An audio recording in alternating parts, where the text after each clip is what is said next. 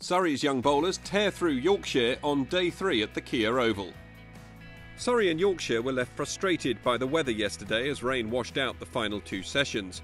Yorkshire managed to put 40 runs on the board with the loss of 3 wickets, Root and Brook returning to the crease in the morning. Root had a nightmare start, pinned in front LBW by Curran, no runs added to his overnight score. That brought Bairstow into bat, and despite a nervy start, he did then push on with intent, collecting an impressive amount of boundaries. Brook tried his best to add runs with Bairstow, but he was soon punished. The ball edged and caught behind off the bowling of Curran. Bairstow, however, looked in fantastic touch, and he soon reached a rapid half-century, his 50 coming off just 46 balls and including 10 fours.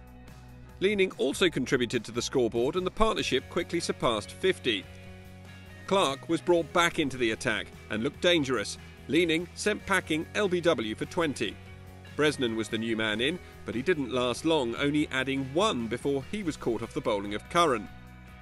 Bairstow was then accompanied by Patterson, and the pair managed to last the 6 overs through until lunch.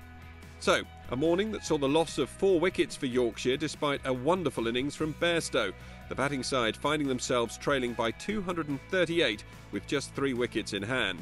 Brilliant bowling from Curran, giving him figures of 5 for 50 at this stage.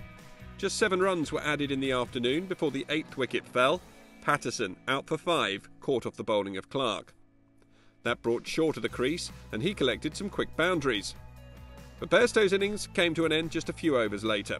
The batsman caught by Clark off Dernbach. A tremendous knock from Bairstow, leaving the field with 95 from just 94 deliveries. Shaw provided some late resistance for the final wicket, collecting several boundaries, but the innings was soon brought to a close, Curran finding the edge of Shaw's bat, removing him for 29. So Yorkshire finished on 229 all out, a brilliant display from Bairstow, but a big highlight, Curran's 6 for 54. Surrey then enforced the follow-on, the deficit 185 runs, with Lees and Lyth returning to the crease for Yorkshire. The pair added just 9 before the first dismissal, Lees caught by Borthwick off the bowling of Dernbach.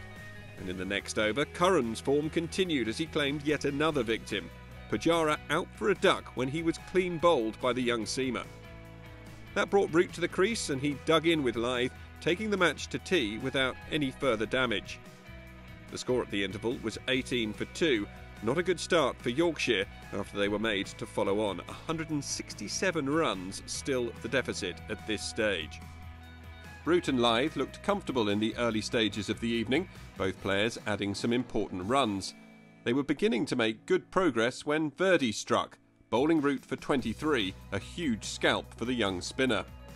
A big loss for Yorkshire, but new batsman Brook supported Lyth to his half-century, and the opener looked to push on. It was Verdi who halted progress for the visitors once again, Clark taking the catch to send Lyth packing for 58.